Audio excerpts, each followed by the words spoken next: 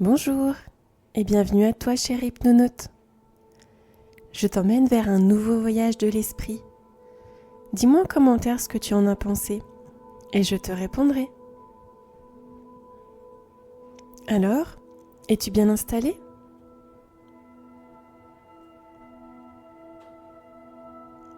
Ferme doucement les yeux et laisse ta respiration devenir de plus en plus calme.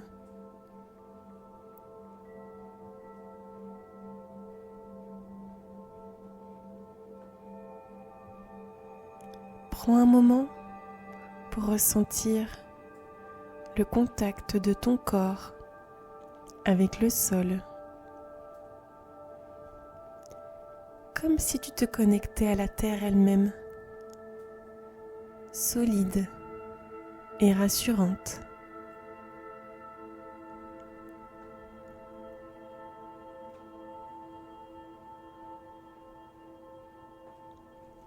À chaque inspiration, imagine que tu invites la tranquillité à entrer en toi.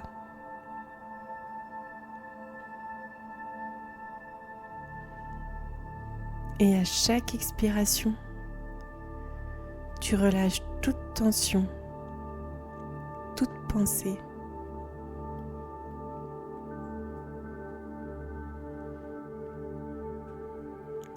Laisse-toi simplement aller, en sentant que, peu à peu,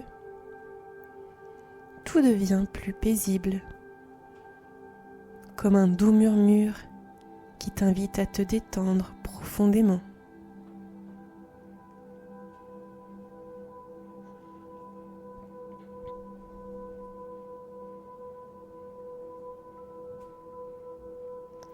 Certaines légendes racontent qu'en des temps reculés, certains peuples savaient extraire une poudre rare de certaines fleurs mystérieuses. Une poudre qu'ils disaient capable de réaliser des miracles. Ce savoir ancestral s'est évanoui avec le temps, perdu dans les méandres des générations. Et aujourd'hui, peu y prêtent encore foi, jugeant l'histoire fabuleuse, presque oubliée. Pourtant, je vais te raconter une histoire qui y ressemble un peu. Celle d'une grand-mère.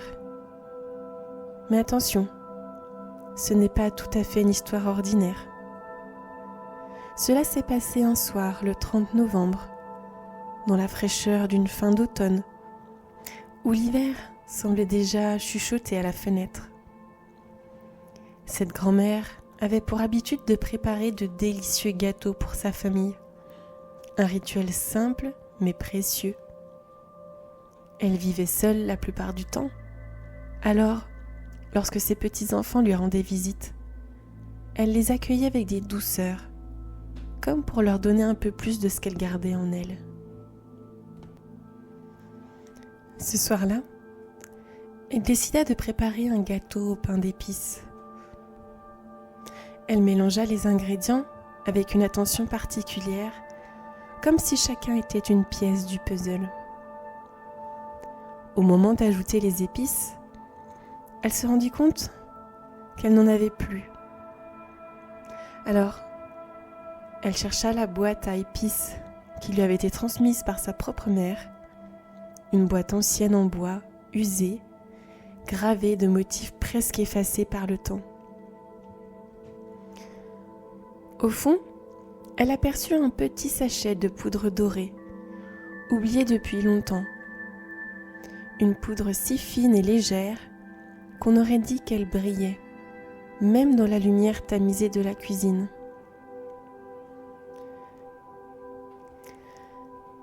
La pâte s'avéra plus abondante qu'elle ne l'avait imaginé, débordant légèrement du bol.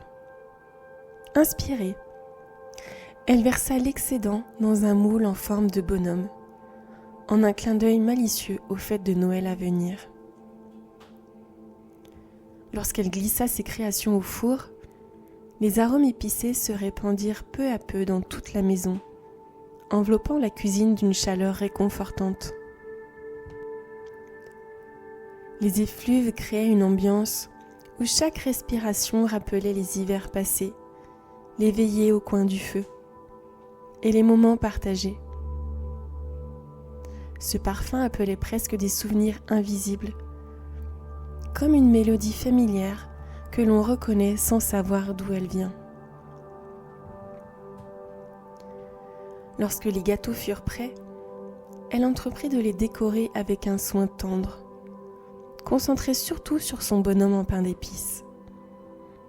Elle se tenait devant lui, un pinceau de glaçage à la main, comme un peintre devant sa toile. À chaque trait de sucre, elle murmurait doucement des mots d'affection et de tendresse, comme si elle lui confiait un peu de sa propre chaleur.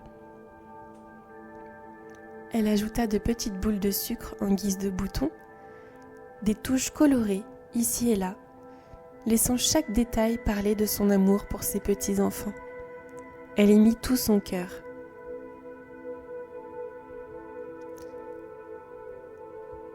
À minuit, la grande horloge de la maison sonna les 12 coups, rompant le silence de la nuit installée depuis un petit moment, profond et presque solennel. Chaque battement résonnait dans toute la demeure, vibrant dans les murs et jusque dans le cœur de la grand-mère endormie. Et pourtant, quelque chose d'inattendu était en train de se produire, dans l'ombre feutrée de la cuisine. Le petit bonhomme en pain d'épices, façonné avec tant de soin et de douceur, commença à s'éveiller. La poudre d'épices, ajoutée dans un geste presque instinctif, semblait avoir opéré un miracle que seule la magie de cette nuit particulière pouvait exaucer. Animé par un souffle mystérieux, il sentit peu à peu une chaleur douce, comme une étreinte d'amour inconditionnel, infuser chaque partie de son corps, chaque grain de sucre ornant sa surface dorée. D'abord, ce fut un léger frémissement de ses bras, un mouvement timide. Puis ses pieds, petits et ronds, esquissèrent un balancement hésitant. Avec une lenteur presque sacrée, il se redressa, découvrant pour la première fois la lumière douce de la lune et le scintillement des étoiles à travers la fenêtre givrée. L'air était saturé de parfums, ceux du clou de girofle, de la cannelle et du sucre doré, comme un manteau invisible qui l'entourait. Le petit bonhomme en pain d'épices leva les bras, les tournant doucement comme pour en tester la souplesse, découvrant avec émerveillement cette vie nouvelle qui pulsait en lui. Il porta une main curieuse à son cœur, là où la chaleur semblait se concentrer, comme une étincelle qu'il savait précieuse. Ses yeux, 2 petites perles noires, scrutèrent autour de lui, et une étincelle d'espièglerie sembla s'y allumer. Dans le calme de cette nuit de fin novembre, la cuisine s'était transformée en un véritable théâtre, un lieu où la chaleur du cœur pouvait prendre vie. Un miracle s'était produit, la poudre d'épices avait fait son œuvre.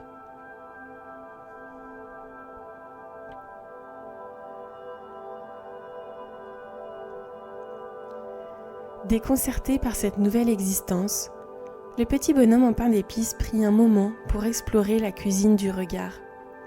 Chaque détail, chaque reflet, chaque ombre se révélait à lui pour la toute première fois. Autour de lui, les objets brillaient faiblement dans la lumière lunaire filtrant à travers la fenêtre. La vaisselle empilée, le pot de sucre, les herbes et épices rangées en ordre parfait sur les étagères.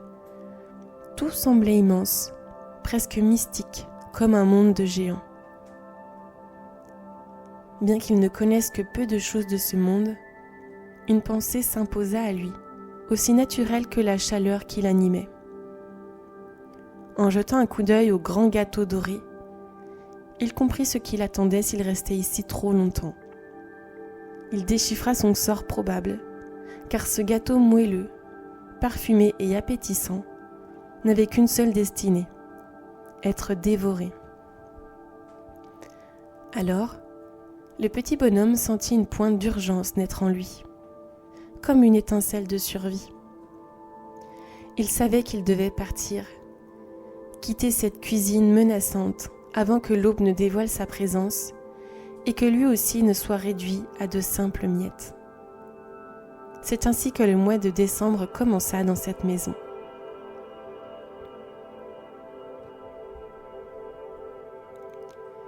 Le petit bonhomme glissa avec précaution de son assiette, calculant chaque mouvement avec l'instinct de celui qui découvre la vie pour la première fois.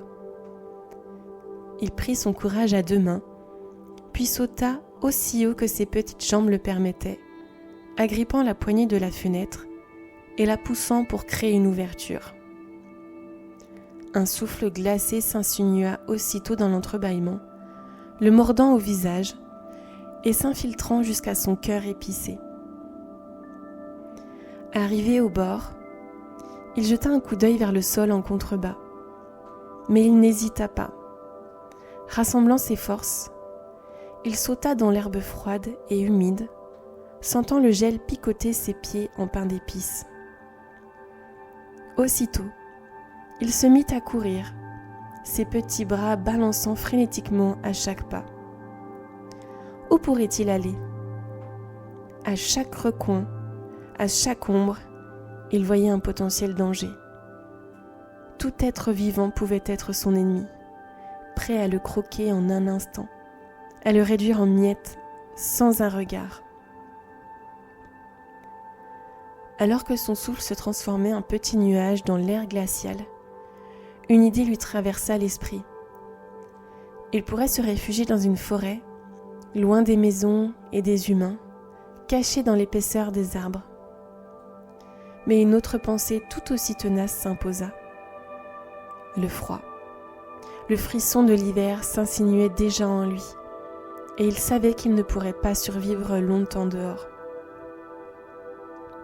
Ce qu'il lui fallait, c'était un foyer, un endroit chaud et sûr, où il pourrait se réchauffer sans craindre les regards affamés. Un abri où la chaleur pourrait continuer de faire battre ce petit cœur en lui, fragile mais tenace. Il continuait sa course effrénée lorsqu'au loin, il aperçut une maison.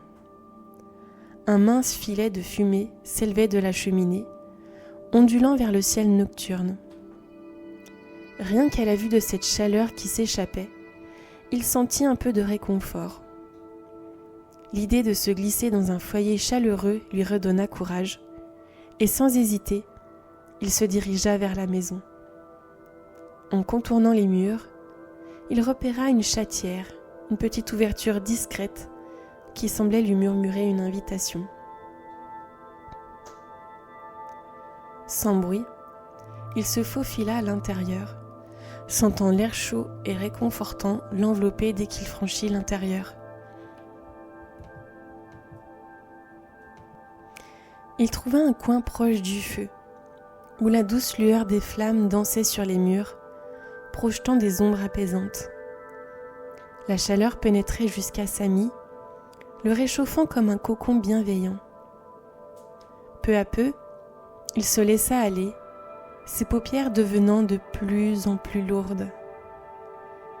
Il glissa dans un sommeil profond et réparateur, tandis que le crépitement du feu le berçait tendrement, comme une douce mélodie.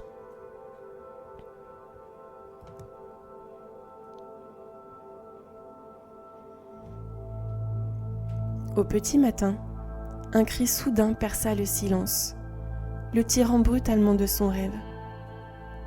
Il ouvrit les yeux pour découvrir un homme, debout devant lui, le regard fixé sur lui avec un mélange d'étonnement et d'appétit.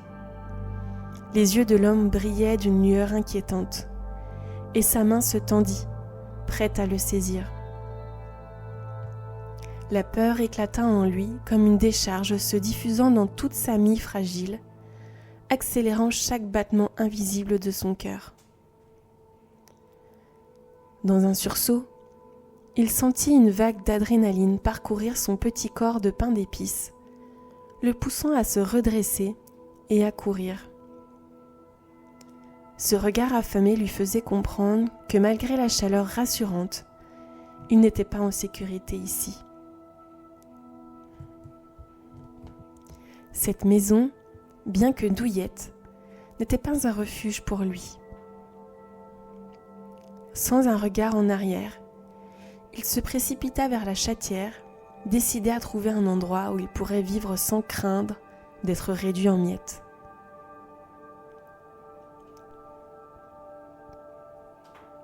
Il reprit donc son chemin, ses petits pieds en pain d'épices, foulant le sol avec prudence. La peur tenace continuait de battre en lui, comme un murmure constant lui rappelant le danger. Il savait que les autres représentaient une menace, et pour se protéger, il devait rester invisible, se tenir à distance.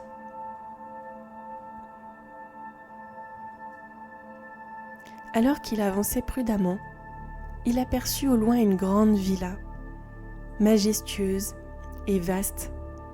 Elle semblait abriter 1000 recoins et pièces inexplorées. Ici, il pourrait peut-être se cacher, trouver un endroit oublié, un refuge où personne ne penserait à chercher un petit bonhomme en pain d'épices. Sans attendre, il se glissa par une porte entr'ouverte, ses pas l'amenant silencieusement à l'intérieur. Il monta un escalier en colimaçon qui semblait mener à l'étage. Là, dans l'une des pièces, il découvrit un vieux piano couvert d'un drap blanc jauni par le temps. L'instrument se dressait comme un géant endormi, imposant mais réconfortant. Le petit bonhomme sourit, soulagé. Il avait trouvé la cachette parfaite.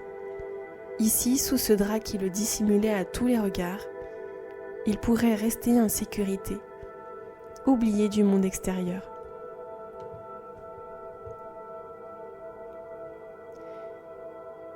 Les jours passèrent, silencieux et paisibles. Il se sentait presque invisible à l'abri sous sa cachette. Mais ce calme fut de courte durée. Un matin, alors que le soleil dessinait des ombres dorées à travers les rideaux, il entendit des pas s'approcher. Une dame chargée du ménage entra dans la pièce. Avec une routine bien rodée, elle commença à dépoussiérer les meubles. Et avant qu'il ne puisse s'échapper, elle souleva doucement le drap qui recouvrait le piano, ses yeux se posant sur lui avec surprise. Son corps en alerte, il fuit de nouveau.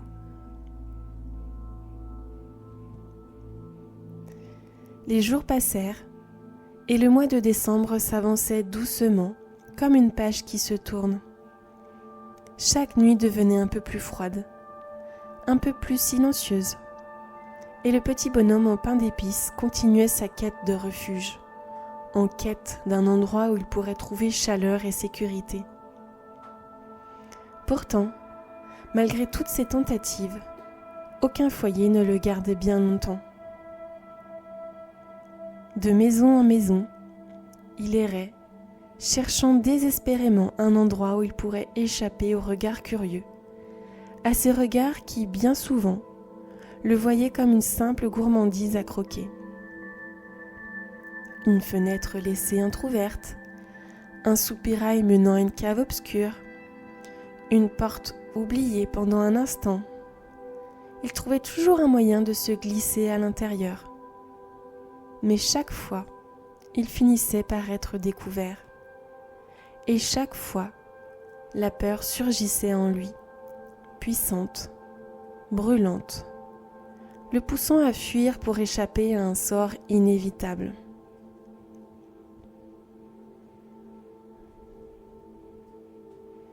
Ainsi, Le petit bonhomme en pain d'épices poursuivait son chemin, le cœur lourd mais résolu, fuyant d'un foyer à l'autre, emportant avec lui le parfum des épices dans l'air glacé de l'hiver. Le monde des humains semblait rempli de menaces, et pourtant, au fond de lui, il rêvait encore de trouver un endroit où il pourrait enfin être en sécurité, sans craindre d'être réduit en miettes. Le soir du 24 décembre, après tant de fuites et de cachettes, le petit bonhomme en pain d'épices s'introduisit dans une petite maison égarée dans l'ombre d'une rue tranquille. Cette demeure avait un air paisible, un extérieur simple qui semblait presque invitant, mais le petit bonhomme savait qu'il devait se méfier. Aucun lieu n'avait été sûr jusqu'ici. Ses expériences dans les autres foyers avaient été teintées de déception. Chaque fois, il avait été découvert. Chaque fois, il avait dû fuir, poursuivi par des regards affamés, des mains avides qui tentaient de l'attraper. Il ne pouvait se résoudre à faire confiance, pas même aux visages les plus doux. Les sourires, il l'avait appris, cachaient souvent des dents prêtes à le croquer. Il se glissa discrètement à l'intérieur de la maison, retenant même son souffle. Il aperçut une famille dans la salle à manger, les rires et les discussions rendant l'atmosphère chaleureuse. La table était somptueusement garnie pour le réveillon, une harmonie de rouge et de vert, de plats festifs qui s'ajoutaient à la féerie de Noël. Il se sentait si étranger, comme une simple ombre de passage, incapable d'appartenir à ce monde si vibrant, si vivant, mais aussi dangereux. Épuisé par la solitude et la méfiance constante, il monta à l'étage et trouva refuge dans une chambre d'enfant, une pièce parée de couleurs douces, imprégnée d'une odeur de coton et de rêves enfantins. Le petit bonhomme en pain d'épices glissa sous le lit, cherchant un coin où se cacher. Ici, personne ne pourrait le trouver, du moins l'espérait-il. Les bruits du réveillon résonnaient faiblement en bas, mais pour lui, ce n'était qu'un murmure d'un monde auquel il ne pouvait appartenir. Il s'allongea, son esprit tourmenté par la peur de l'inévitable. Pourquoi avait-il pris vie, si c'était pour se terrer sous des meubles, fuyant sans cesse? Cette question hantait sa mie depuis des jours. Il avait vu tant de foyers, tant de visages, mais il était toujours un intrus, une curiosité, ou pire encore, un délicieux repas potentiel. Il s'endormit malgré tout, bercé par la chaleur rassurante de la pièce, bien qu'un froid persistant de solitude l'enveloppât encore. Mais son repos fut interrompu par des pas qui montaient l'escalier. Cette fois, il décida de ne pas bouger. Peu importe ce qui arriverait. Peut-être au fond qu'il préférait être trouvé et mangé que d'errer à jamais seul et craintif. Il vit d'abord de petits pieds en chaussons s'approcher, puis des pas plus lourds les suivirent. Les grands pieds murmuraient des mots tendres, d'une voix douce et rassurante. Mais pour le petit bonhomme, chaque voix humaine, même apaisante, portait une menace silencieuse. Après quelques instants, les grands pieds quittèrent la pièce, laissant derrière eux une atmosphère tranquille. Mais au-dessus de lui, sur le lit, un léger mouvement indiquait que quelqu'un ne dormait pas encore. Puis soudain, une tête se pencha vers lui, apparaissant sous le lit. Des cheveux blonds encadraient un visage curieux, deux grands yeux le fixant comme deux étoiles dans la pénombre. Elle était là, à l'envers, cette petite fille d'environ 10 ans, et elle ne semblait pas surprise. Il y avait dans son regard une lumière bienveillante, sans trace de cette lueur d'appétit qu'il avait appris à redouter. Le petit bonhomme trembla, hésitant, partagé entre son instinct de fuite et un appel inconnu, plus fort, celui de baisser la garde ne serait-ce qu'un instant. Lentement, la petite fille tendit sa main, et bien qu'il fût pris de panique, il ne bougea pas, fasciné par la douceur de son regard.